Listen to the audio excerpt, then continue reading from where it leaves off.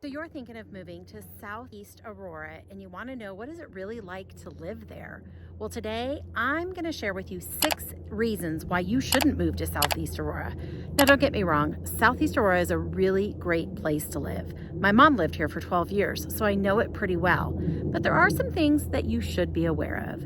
Now, I will also do a video about the positive things of living in Southeast Aurora, so look for that in the weeks to come also. Now, I'm Kathy Hansen. I'm a local area realtor and I'm also a suburban mom.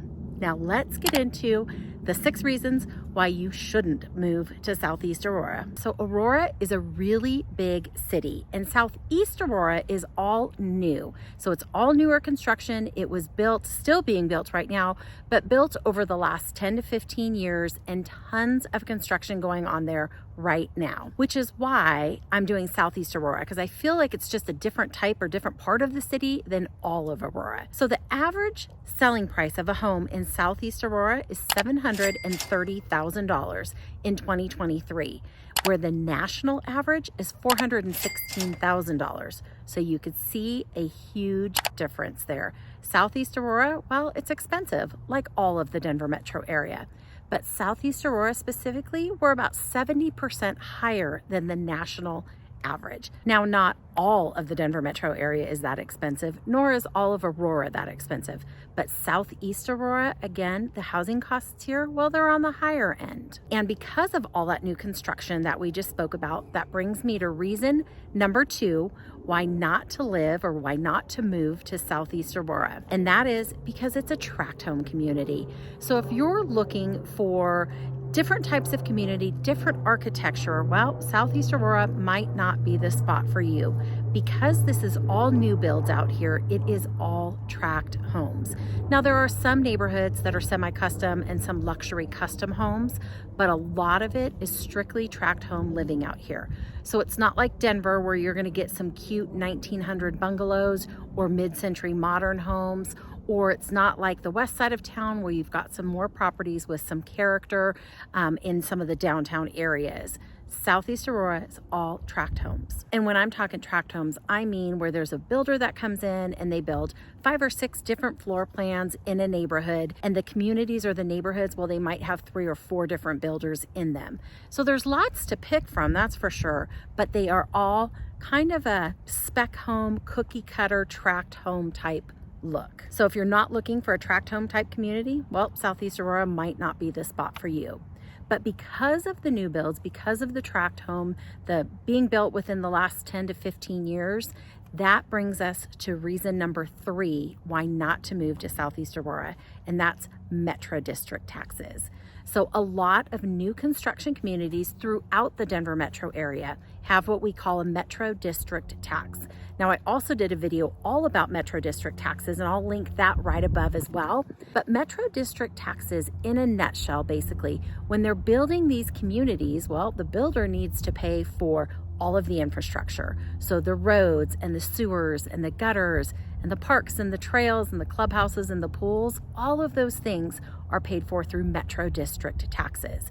If the builder didn't set it up that way, well, then each individual homeowner who buys these new homes in these new construction communities, well, the price of their home would be $30,000 to $50,000 higher than what they're paying now, because the builder would have had to tack on the cost for all of that infrastructure. So a Metro District, they were created to extend that cost over the period of 20 or 30 years.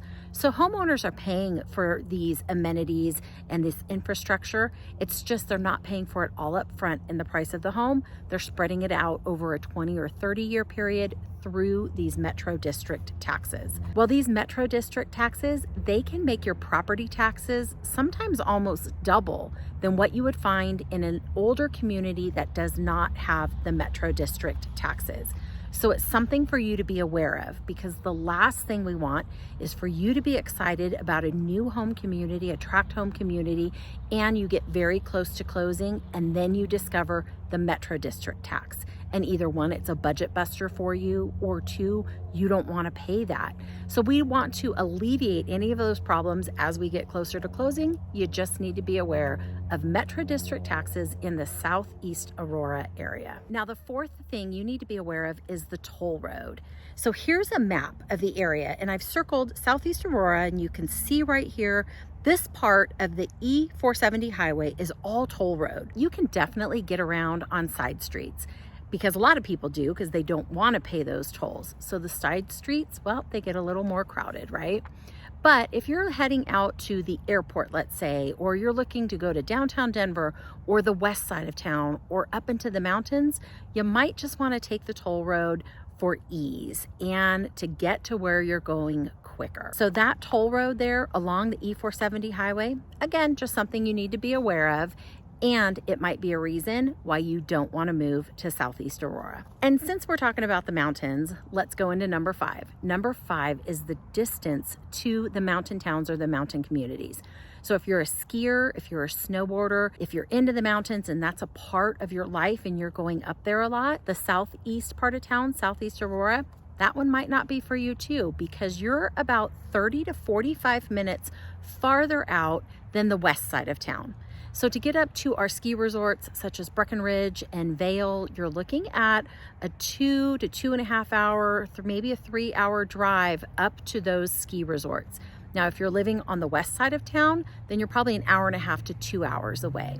Now, again, that traffic time, that's all dependent on traffic. So if you're heading up on a big ski weekend and you're leaving Friday and you're coming back Sunday night, you're probably going to hit mountain traffic. So those times are going to be a little extended. But on the east side of town, specifically from Southeast Aurora, well, you get really great mountain views. Now, I live here, work here, play here every single day, and those mountain views never get old. No matter where you're at in the city, you do get some, but you get some spectacular views the farther out you go from the foothills. Now, here's a quick peek of what I'm talking about. And this video and these photos, well, they just don't do this mountain view justice. And you get these mountain views when you're facing west from Southeast Aurora. But quite honestly, a lot of Southeast Aurora, well, it's kind of boring actually. It's pretty flat on the southeast side of town. You're closer to the eastern plains, so that makes it a little windier as well. So if you want a little more topography, if you want to be closer to some of that topography like the foothills, and if you're not into the wind. Now, it's not always windy out there, but it is windier, I believe, on the east side of town as opposed to the west side of town. So that's reason number 6. It's a little boring there in Southeast Aurora. So there you have it. Now, next week, I'll do a video all about the pros, the positive things about living in Southeast Aurora. So make sure you hit that subscribe button so that way you'll be notified when I post that video next week.